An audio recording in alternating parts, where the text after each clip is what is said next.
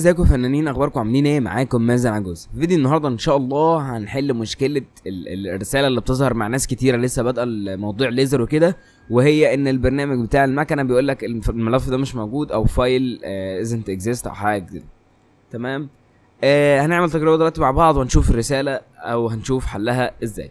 الطريقه سهله وبسيطه، فالموضوع يعني مش فيش اي مشاكل. اول حاجه بتخش على فايل عادي، بعد كده بتعمل امبورت، وبعد كده بتختار الفايل اللي انت عاوزه. طبعا هنا بيقول لك فايل isn't exist.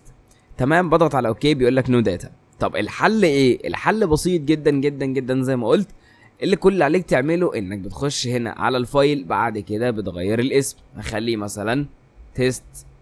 تمام.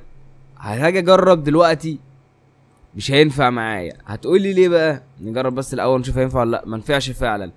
المشكله في ايه؟ ان البرنامج بتاع المكنه مش بيقرا العربي.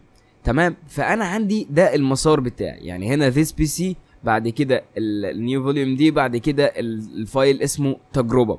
طب انا علشان احل الموضوع ده قدامي حاجه من اتنين: يا اما اغير الفايل بتاع تجربه ده، اخليه مثلا اسمه حاجه تاني، اخليه مثلا برضو تيست، او اخليه CNC مثلا ريدي فايلز مثلا، او يعني ملفات الجاهزه، او اللي انا مثلا اخد الفايل ده زي ما هو انقله على سطح المكتب. انا بس عايز اجرب لك، فهغير بس التجربه دي، اخليها مثلا تيست وارجع له. تمام. ممكن ما يرضاش يغير معاك، يقول لك الملف مش تقدر تغير الاسم عشان مفتوح عن طريق برنامج تاني، فالبرنامج التاني ده اللي هو برنامج المكنه يعني، فانت بتقفل البرنامج وبتفتح تاني.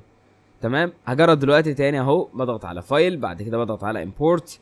تمام. هنا رجعني بقى للديفولت فايل، او المكان اللي هو الاساسي للبرنامج بتاع المكنه بتاعي. تمام. فانا بختار برضو زي ما كنا مختارين فوليوم دي، بعد كده بختار الفايل بتاعي اللي هو تيست. تمام. انا هظهر لك دلوقتي الجزء ده. بعد كده بضغط هنا على تيست، بجرب تاني، بلاحظ ان هو فتح معايا بشكل عادي جدا بدون اي مشكله.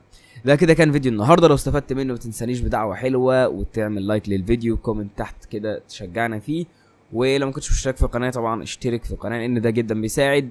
كان معاكم مازن عجوز، وسلام عليكم.